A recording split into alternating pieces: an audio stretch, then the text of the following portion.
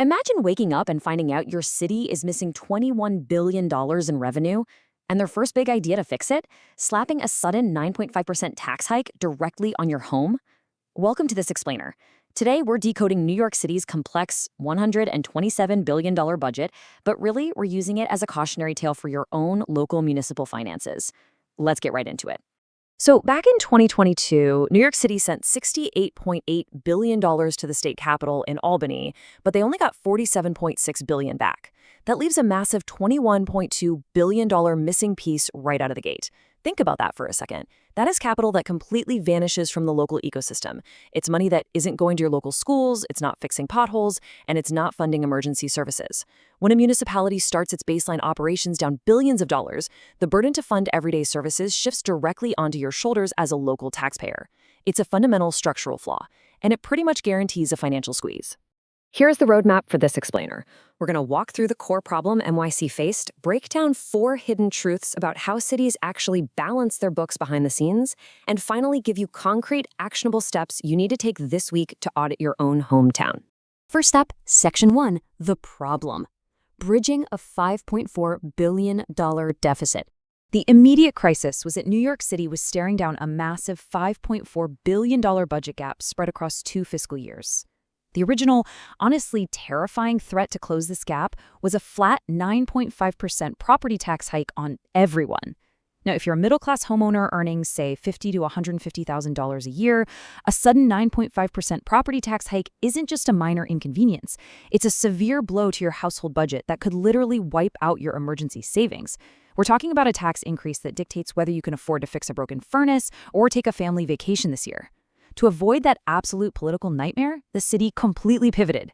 They backed away from a broad tax hike and instead adopted a mix of targeted luxury taxes and aggressive reserve raids. But how they arrived at that specific strategy, well, that's the real story. That brings us to Insight 1, the Albany Chasm, giving more than getting.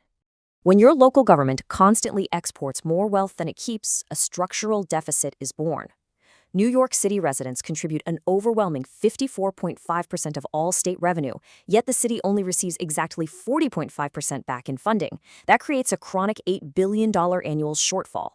This is a massive, massive issue for municipal finance. When your city is constantly starting the year in the red just because the state takes a bigger slice of the pie than it gives back, local politicians are left scrambling. They're constantly forced to find creative ways to tax you more just to break even on the absolute basic operational costs. Insight 2, the commuter drain. Wealth leaving the city. I really want you to think about this number for a second. $210 billion. A staggering $210 billion in earnings leaves the city every single year via commuters. People commute into the urban core, they earn their paychecks, and they rely heavily on the city's public transit, roads, sanitation, and emergency infrastructure to make that living. Then, they take all that generated wealth straight back out to the suburbs. Because personal income is taxed where you live, not where you work, all of that capital entirely escapes the local personal income tax net. So who does that leave? It leaves you, the primary resident, to foot the bill for all the wear and tear on the infrastructure that makes that economic engine possible in the first place. Moving on to Insight 3, the luxury pivot, the new pied-à-terre tax. So to avoid passing that brutal 9.5% tax hike onto the middle class to fill these structural holes, the city looked for a safer political route. Instead of taxing everyone, they aggressively targeted roughly 13,000 non-primary luxury homes with a pied-à-terre tax. For 1 to 3 family residences, it targets market values over $5 million. For condos and co-ops, it targets assessed values over $300,000, which, due to some very quirky local property tax laws, actually acts as a proxy for multi-million-dollar market values. The goal here is simple. Generate an estimated $500 million in gap closing revenue from out-of-towners, wealthy investors, and absentee owners. It's a classic municipal strategy, right?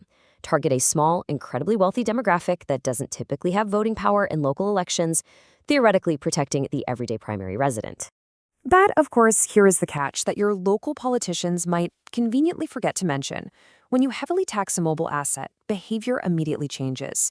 Financial experts and the New York City Comptroller strictly warn that these behavioral changes could drop actual revenues closer to $340 million or $380 million. Why? Well, because wealthy owners have options.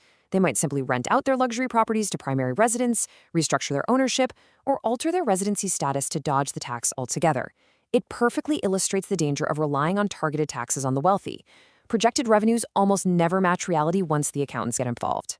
Insight 4. Reserve raid and fiscal cliff. Borrowing from tomorrow. Now, to legally close the deficit for the current budget cycle without hiking taxes on the middle class, the city actively drained roughly $1.2 billion from its emergency accounts. They pulled exactly $980 million from the rainy day fund and another $229 million from the Retiree Health Benefit Trust. Guys, this is incredibly alarming. The Retiree Health Benefit Trust exists specifically to ensure that municipal workers actually receive the health care they were promised when they retire. Siphoning $229 million from a long-term liability fund just to balance today's operating budget is an act of sheer desperation. This is the municipal equivalent of draining your family's emergency savings and cashing out your 401k just to pay this month's rent. Relying on temporary savings to plug structural, recurring holes creates a terrifying fiscal cliff. Because you know how it is. You can only spend $1 from savings once. After that, the buffer vanishes instantly. Prepayments for the next fiscal year plummeted by 94%. They dropped from an incredibly healthy $3.79 billion down to a dangerously low $238 million. The financial safety net that was specifically designed to protect the city from the next recession or an unexpected crisis, it's basically gone. As State Comptroller Thomas Danapoli neutrally highlighted in the official assessments, the city is relying on the use of reserves to achieve balance, a deeply concerning choice that reflects the need to manage spending growth. In the very dry, very polite world of municipal finance, the phrase, a deeply concerning choice, carries an immense amount of gravity. You simply cannot keep raiding the savings account indefinitely while your expenditures constantly outpace your revenues. That lack of a financial buffer is genuinely terrifying when you look out at the horizon. With reserves wiped out, the budget has zero cushion left to absorb looming macroeconomic risks. Let's break down exactly what that means. If artificial intelligence starts significantly disrupting local labor markets and displacing white-collar jobs, the subsequent drop in local income tax revenues will be catastrophic with no reserves to fall back on. Then add in geopolitical shocks roiling financial markets, which directly impacts capital gains tax receipts. Furthermore, there are massive unfunded mandates looming in the background, like the universal childcare program expansion hitting the books in 2029. Without savings to absorb these incoming tidal waves, the city is walking a high-wire tightrope with absolutely no safety net underneath it. The next minor economic hiccup could force that 9.5% tax hike right back onto the table. Finally, Section 6, Actionable Takeaway: Auditing Your Own City. So what does this macroeconomic deep dive mean for your microeconomy? The truth is, local governments all across the U.S. use these exact same tactics when their backs are against the wall. I want you to take these concrete steps this week to audit your own municipality. First, look up your city's municipal bond rating. If it's being downgraded, a financial crisis might already be brewing. Second, check your local property tax caps. If your city is facing a sudden deficit and can legally hike your taxes by 9%, just assume they will and plan your household finances accordingly. Third, if you are a small business owner or entrepreneur, audit your exposure to local business taxes. Don't wait for the headline to hit your local paper, because by then, the bill is already in the mail. Take a hard look at your city's balance sheet this week and ask yourself, if an unexpected financial shock hits tomorrow and your local government faces a sudden 94% drop in reserve prepayments, are you the one who's going to be footing the bill? Thanks for joining me for this explainer. Stay vigilant, and I will see you next time.